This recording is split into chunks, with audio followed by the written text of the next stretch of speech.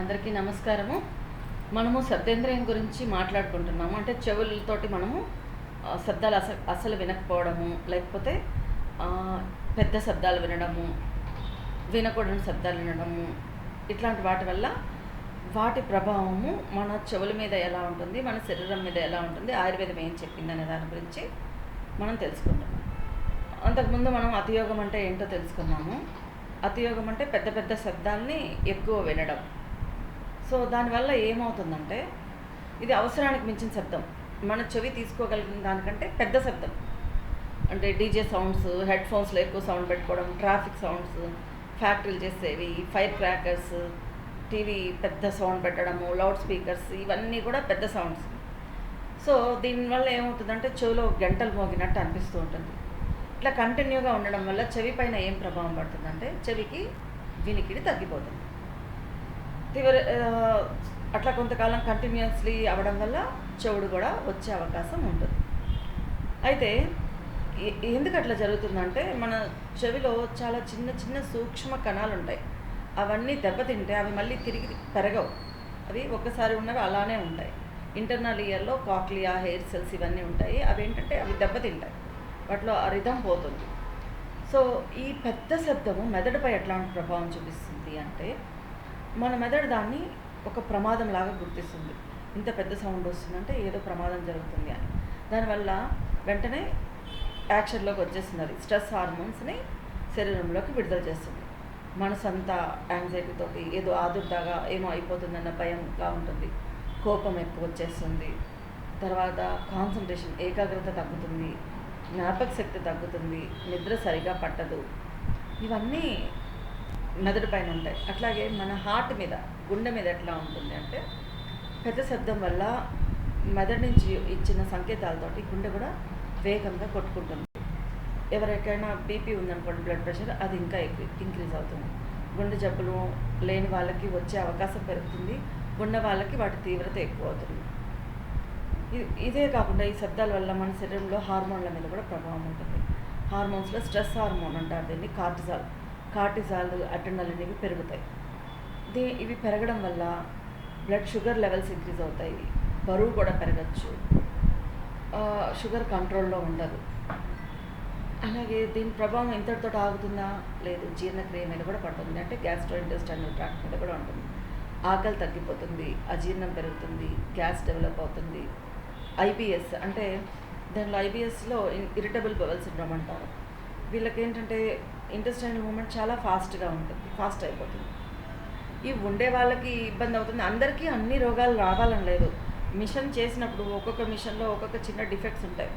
మనం ఒక కార్ తీసుకున్నాం అనుకోండి, ఒక కంపెనీ నుంచి ఒకే రకమైన కార్ అందరూ తీసుకున్నా ఒక్కొక్క కార్లో ఒక్కొక్క టైప్ ఆఫ్ ప్రాబ్లమ్ వస్తుంది. ఒకరికి టైర్ ప్రాబ్లం రావచ్చు, ఇంకోళ్ళకి ఇంజన్ ప్రాబ్లం రావచ్చు, ఇంకోళ్ళకి ఏసీ ప్రాబ్లం రావచ్చు, ఇంకోళ్ళకి గేర్ ప్రాబ్లం రావచ్చు, ఏదైనా రావచ్చు. అది ఎవరెవరి బాడీ ఇంజన్ వాళ్ళు పుట్టేటప్పుడు ఎలా ఉంది అనే దాని మీద డిపెండ్ అవుతుంది, ఎవరికి ఏ ప్రాబ్లం వస్తుందని. అందరికీ అన్నీ వస్తాయని కాదు, ఒకరోజు శబ్దాలు వినగానే వచ్చేస్తాయని కాదు. వీటి వల్ల అవకాశం ఉంది కాబట్టి మనము వాటికి దూరంగా ఉండాలి అనేది చెప్తున్నాం. నిద్ర పైన ఎలా ప్రభావం ఉంటుందంటే, రాత్రి సమయంలో శబ్దం ఎక్కువగా ఉంటే నిద్ర ఊరికే డిస్టర్బ్ అవుతుంది, ఉదయం అలసటగా ఉంటుంది. నిద్ర అనేది మనిషికి చాలా ముఖ్యమైనది. ఆయుర్వేదంలో త్రయ ఉపస్తంభాలు అంటారు. త్రయ ఉపస్తంభాలు అంటే ఒక ఇల్లు నిలబడడానికి 3 స్తంభాలు కావాల్సి ఉంటే వాటికి సపోర్టివ్ పిల్లర్స్ అన్నమాట. ఏంటంటే ఆహారము, నిద్ర, బ్రహ్మచర్యం. ఈ నిద్ర అనేదానికి అంత ఇంపార్టెన్స్ ఇచ్చారు. నిద్రాయత్తం సుఖం దుఃఖం పుష్టికార్స్యం బలాబలం అంటారు. నిద్ర బాగా పోతున్నారనుకోండి, అది సుఖం ఇస్తుంది, బలం ఇస్తుంది, పుష్టి ఇస్తుంది, జీవితం కూడా ఇస్తుంది. అదే నిద్ర సరిగా లేకపోతే వాళ్ళు సన్నగా అయిపోతారు, నల్లగా అయిపోతారు, బలం తగ్గిపోతుంది. ఇట్ ఈవెన్ కాజెస్ ఇన్ఫర్టిలిటీ కూడా వస్తుంది, మరణం కూడా సంభవిస్తుంది నిద్ర సరిగా లేకపోవడం వల్ల. ఇవన్నీ కూడా నిద్ర వల్ల జరగచ్చు. ఇది అతియోగం వల్ల కలిగే ప్రమాదాలు. అయితే మిథ్యాయోగం వల్ల ఏమవుతుంది? మిథ్యాయోగం అంటే ఏంటి?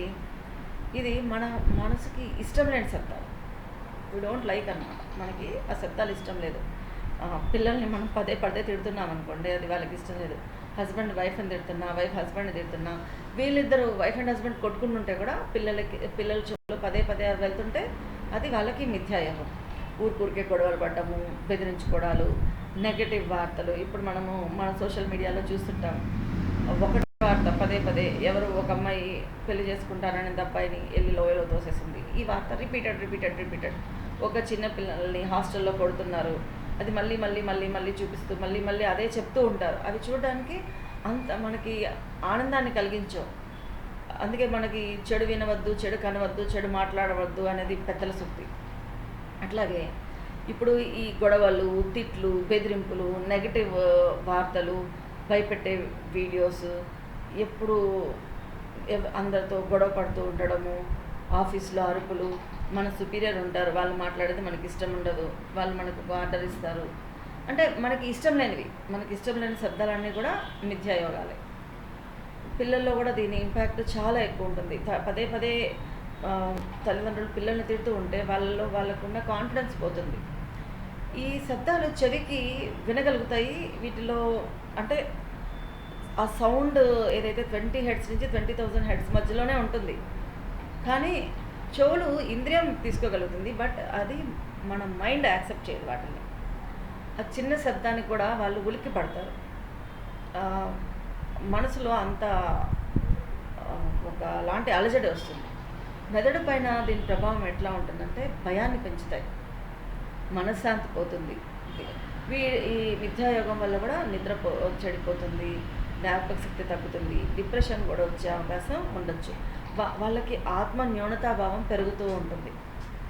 శరీరం పైన ఎట్లా ఉంటుందంటే ఎప్పుడు టెన్షన్లో ఉండడం వల్ల ఈ పిల్లల్లో కొంచెం ట్రెమర్స్ డెవలప్ అవుతాయి, వణుకుతారు, స్టేజ్ ఫియర్ డెవలప్ అవుతుంది, చెమటలు పడుతూ ఉంటాయి.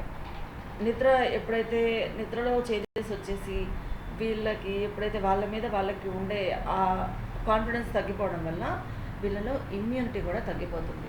అంటే ఒక్క శబ్దం వల్ల మనలో ఎన్ని ఇబ్బందులు కలుగుతాయంటే తప్పకుండా కలుగుతాయి. ఎందుకు కలగవు? ఇది ఎక్కడ వెళ్తుంది? మన చెవుల నుంచి డైరెక్ట్గా మన మైండ్లోకి వెళ్తుంది. మనం తీసుకున్న ఆహారం మన పొట్టలోకి వెళ్ళి అది డైజెస్ట్ అయ్యి దాని నుంచి మళ్ళీ అమైనో యాసిడ్స్, ఫ్యాటీ యాసిడ్స్, తర్వాత గ్లూకోజ్ ఇవన్నీ ఫామ్ అయ్యి బ్లడ్లో కలిసి ఇవన్నీ వెళ్ళడానికి టైం ఎక్కువ పడుతుంది.